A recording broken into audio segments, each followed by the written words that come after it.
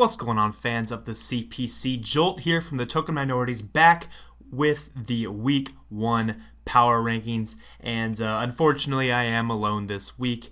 Levine was not able to join me, so you're going to have to listen to my sexy voice for the next 15 minutes or so. I'll try to make this relatively fast, but I hope you enjoy regardless of the fact that it's only me this week. And with that, we can go ahead and dive right on in. This week had a lot of really good battles. Really, all the battles this week were solid. None of them were truly blowouts. There's a lot of good competition in this league, and it's very evident from the Week 1 matches. So, I personally am really excited to see how this league turns out throughout the season, and let's go ahead and jump right on into the Week 1 power rankings. So, starting off at the bottom at number 16 and number 15, I will group these two together. We have the Philadelphia Scissors, coached by Chimpact, and the St. Louis Reshiram, coached by Matty Brolick. They are both at the bottom of the rankings because they did not play their game in Week 1. So, I guess that's one exception to my comment about all the matches being good this week. But, things happen, and until that game is made up, I do have to put them both at the bottom for now. So, let's move on to the first actual power ranking. At number 14, I have the Manhattan Mudkips. This is a team that I had ranked at the bottom of my pre-season power rankings, so right after the draft I had them down at number 16, and that really doesn't change this week, as he really hit a buzzsaw in Week 1 and having to play against Gypsy and the Sydney Sharpedos, in that Andrew's play wasn't bad by any means. I'm not going to say he played poorly. I just think he got severely outplayed and outprepared in this game, just based upon the caliber of the player that he was competing against here in Week 1.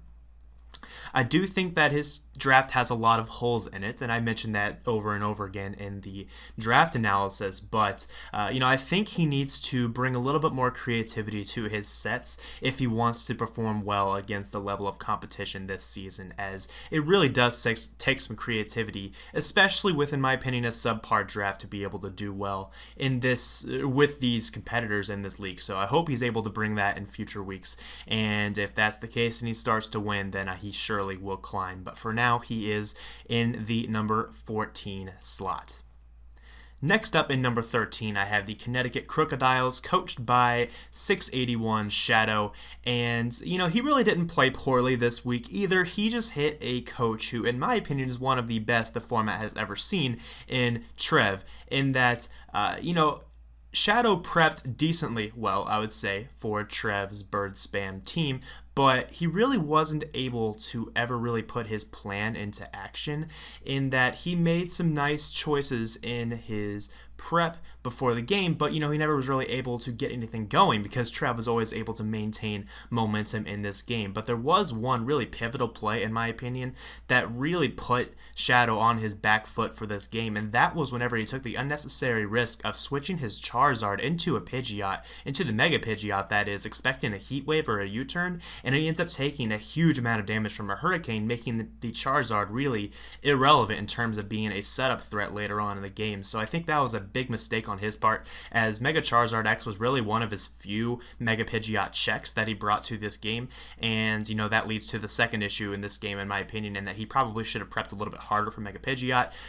For example, bringing Chansey. I really don't like Chansey in the format, but it is definitely a nice way of making sure that Mega Pidgeot is not really going to be a factor, and considering Trev didn't even bring the Heracross this week, Chansey definitely would have been a pretty good option, considering Trev wouldn't be able to take it out without dealing a lot of recoil damage to himself via Brave Bird from Honchkrow or Talonflame. So that definitely could have been a nice bring for Shadow this week. Unfortunately for him, he really just did get out-prepped and outplayed this week. So he has found himself at number 13 for the Week 1 rankings. Next up is, at number 12, the Arizona Dactyls, and he also played a pretty decent game this week. He had some pretty nice brings, especially the Swords Dance Landorus Eye, but really this game came down to getting outplayed by Dewford, and really outprepared as well by the Dewford Drapions, in that Dewford really put up a great performance this week, and I will talk about them more here when I get to them in my rankings, but they really made Arizona look pretty bad, and I personally have played against Arizona in a league match before, and I know he's not a bad player at all, but he didn't look great in this game just because of the caliber of his opponent this week. But, I do expect him to make climbs in the rankings throughout the season. He just kind of hit a pretty tough match here in the first week, and, I think he'll impress me more as the season progresses. So then at number 11, I have the San Antonio Sparse, coached by Will. He's kind of getting the sour end of the deal here because he did compete against my preseason number one in week one of the battles, and he ran into a coach that played exactly like the number one team in the league should play and prepped exactly like the number one team in the league should prep. So it's really no surprise to see that San Antonio did suffer a relatively bad loss. He prepped pretty well, but overall he was just dominated by the Detroit Butterfrees. And but that said, despite that, he was never really out of the game, in that I know for a fact Anthony was kind of sweating a little bit at certain points in the game because Will, if he made the correct plays in those instances, maybe got one little piece of RNG in his favor, could have easily been able to be in a commanding position in the game, but that never really panned out for him, unfortunately for Will, and so he did end up suffering that loss. But I do believe that he played a little bit too aggressively with the Skarmory and his Volcarona early in the game, allowing them to get weakened severely. In the case of Skarmory, it took a major T-Bolt from the Jirachi when you always need to scout for mixed Jirachi. It's not a very uncommon set at all. He ended up just losing like 70 or 80% on his Skarmory to the Jirachi, and then he let his Volcarona get toxic as well, and I felt the Volcarona was his clear win condition, or at least one of his clear win conditions in the game. So, but that's also credit to his opponent for really taking advantage of those situations as well as he did. I also disagree with the fact that he let Cresselia get toxic without any means of removing that toxic. He might have had Healing Wish on the Mega Lopunny, I'm not exactly sure on that, but he did end up letting Cresselia get toxic, and a toxic Cresselia is essentially useless. So, I disagree with that for sure on his end. But that said, I did think he made a pretty nice play in switching his Volcarona in on a Jirachi, expecting an Iron Head U-turn or Heart Stamp, and was able to activate the Flame Body on the Jirachi, so that was definitely pretty nice on his end, but he is going to find himself here at number 11 for week one. Next up is, I hate to say this, probably the biggest disappointment of the week for me, and that is the Brisbane Breloms. Now, I love Aberforth. He's one of my very good friends, but he really didn't bring it this game, in my opinion. He played against a team that I had ranked very low in my preseason rankings. Now, in spite of this, I believe that the team he lost to really played well, like really, really well, and I'll talk about that more here later on, but, I don't think Brisbane's prep was there this week, in that he really seemed to have very little for the low-tier threats on Mauville's team, especially the Behemoth and the Porygon 2, as, I didn't really see too many options on Aberforth's team in terms of taking those two out. So, when your prep isn't quite adequate, then you are going to get stomped more often than not in this format, especially in a league as competitive as this one. So, unfortunately for Aberforth, he is going to find himself way down from where he was preseason, down at number 10. Next up at number 9, I have the Golden State Wartortles, coached by Prado. He really had a good game against Sam's Emerald City Melodics in a championship rematch from last season. So this one was for all the marbles times 2. Of course, we know how important those championship rematches are. But he did end up on the losing end of that game. It was a very, very close game. Don't get me wrong there, but unfortunately for him, he was not able to come out on top, and I do believe I have identified the misplay that caused that to be the case, in that he was fortunate enough, quote-unquote, to be able to freeze a Pokemon, I believe a Rotom, on Sam's side of the field with his Goodra, and then he proceeded to leave his Goodra in, expecting the Rotom to remain frozen, but unfortunately for Prado, the Rotom thawed immediately and was able to fire off a Will-O-Wisp against the Goodra, burning it, and therefore making half of its moves very, very weak, and essentially making it setup fodder to different Mons on Sam's team. And really, Sam took advantage of that very well, but that was definitely what caused Prado to fall behind in this game, because Goodra was so important to his success here. But that said, outside of that play, I thought he played quite well, and because of that, I cannot justify ranking him lower than 9 or higher than 9 for that matter. I feel like 9's a good spot for him to be, and we'll just kind of see how he does for the rest of the season from there. Now let's move on to number 8, where I have the Atlanta Braviaries. No real surprise to me to see Trev now in the top half of the league in terms of the rankings. I still really dislike the one-dimensionality of his draft, in that it is pretty obviously going to be bird spam, and a lot of his support components of his team are also pretty one-dimensional in themselves. But that said, Trev still used his draft very, very well against Shadow here in week 1, which really shouldn't come as a surprise to too many, as Trev does have so much experience in the format and, consistently does really well. So this is no surprise to me, most definitely. And I shouldn't say that. I expect him to do better than his draft says he should do this season, just based upon his experience in the format. That said, I do think he only will have about an average season, and that will be because his battling ability is what really shines over his subpar draft. So, I guess we'll see what happens on that, but I did move him all the way up to number 8 for this week, and we'll just kind of see how that fluctuates as more battles commence throughout this season.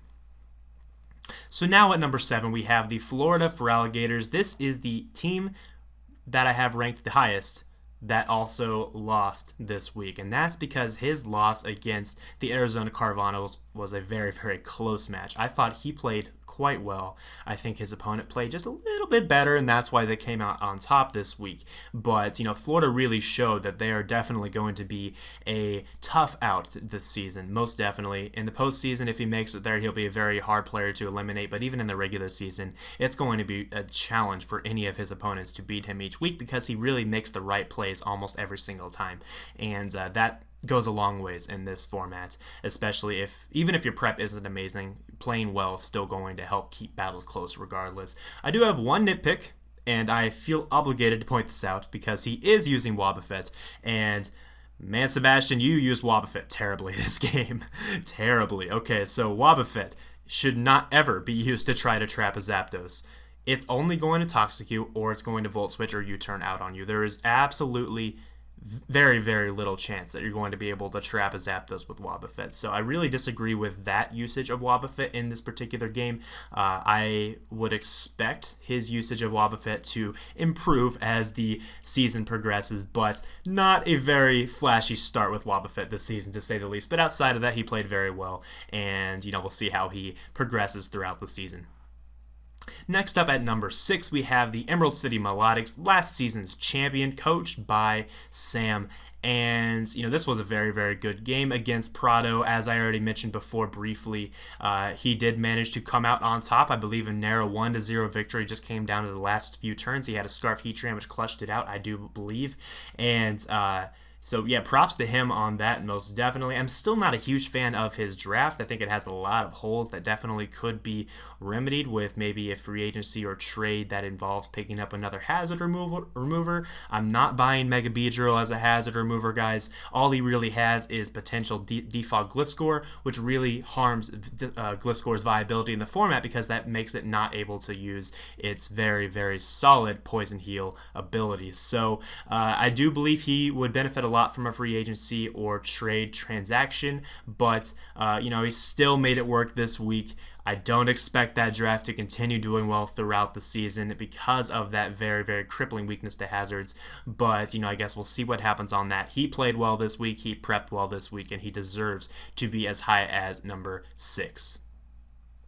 Next up at number 5, we have the Dewford Drapions, and this was the first of 2 teams that really decided to prove me wrong this week, in that this was a draft that I was not impressed with whatsoever. I had them ranked very low on my preseason rankings, and they came out and they dominated the Arizona Dactyls in a game that really was never that close. I think maybe at the end it could have been close because Swords Dance Lander's Eye was looking like a huge threat, but clutch prep really came through in the form of a Choice Scarf Nidoking being able to Ice Beam away the biggest threats on Arizona's team.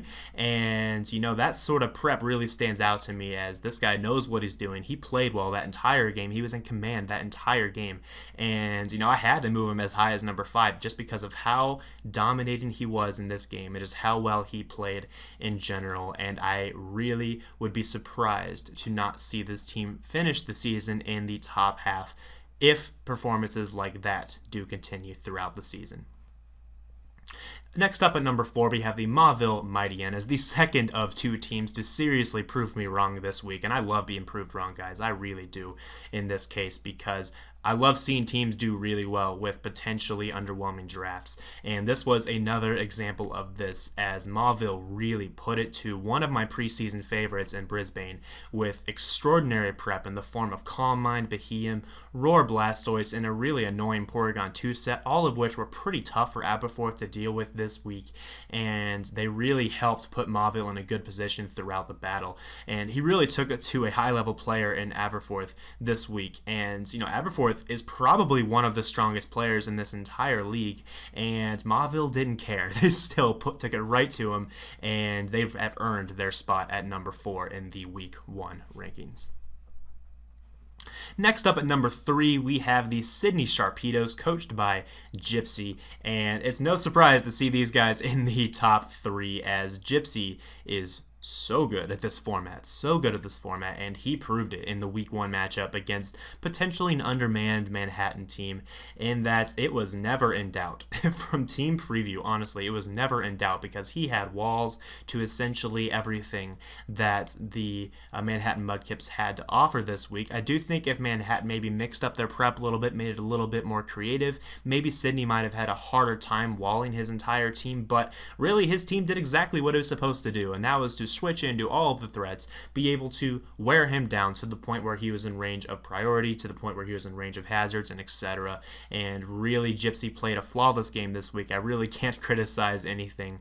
He just played really well, but I have to leave him as low as number 3, because I do believe that the two teams above him have potentially stronger drafts, as well as equally as strong performances this week.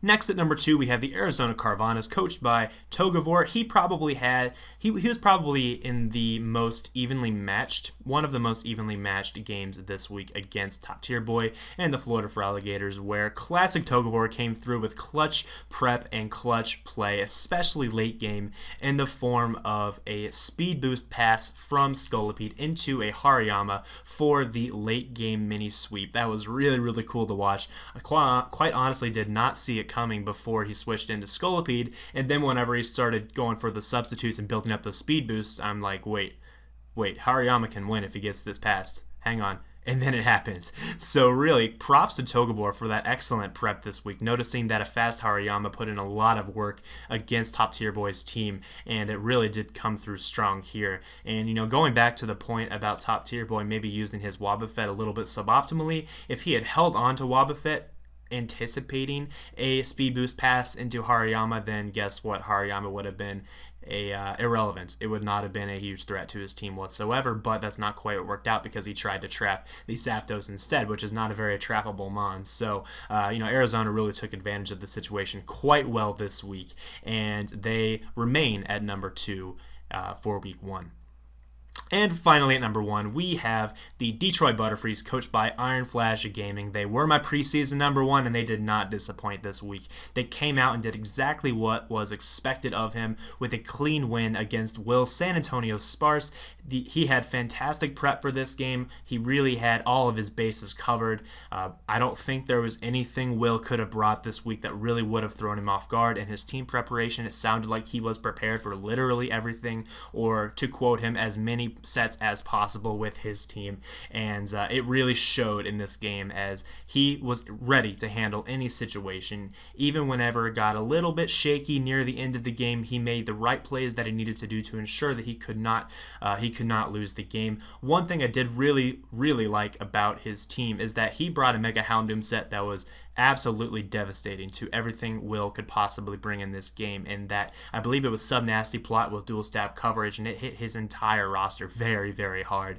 And it was a clear win condition from team preview, honestly, as the only way that set could be stopped, I guess, is with hacks. I think he took at least 1 or 2 mons down with him, if I remember correctly. At the very least, it was meant to 1v1 the Umbreon, which otherwise is a bit annoying for his team, and really it did its job quite well. So props to Iron Flash Gaming for an excellent performance this week, and they most definitely remain at number 1. for week one. So that concludes the week one power rankings. I hope you did enjoy, and do just remember this is just my opinion. Don't hate on me too much. It's only been week one. We've only had 1 week of battles to I've only had 1 week of battles to judge my rankings off of. So, with a bit more data, these rankings will probably reflect a little bit more accurately where everyone stands this season. But for week one, this is where I feel all the teams line up, and I most definitely anticipate that this will change pretty drastically actually once week two passes. So that about wraps this up. Thanks for watching, guys. If you did enjoy, please leave a like and a comment down below, and I will read them and I will respond to them, of course, because I do really like to see how you guys are enjoying these power rankings videos, both coaches and fans of the CPC, as the more engagement the better in my opinion. So thanks for watching, guys, and I will see you all in week two. Peace.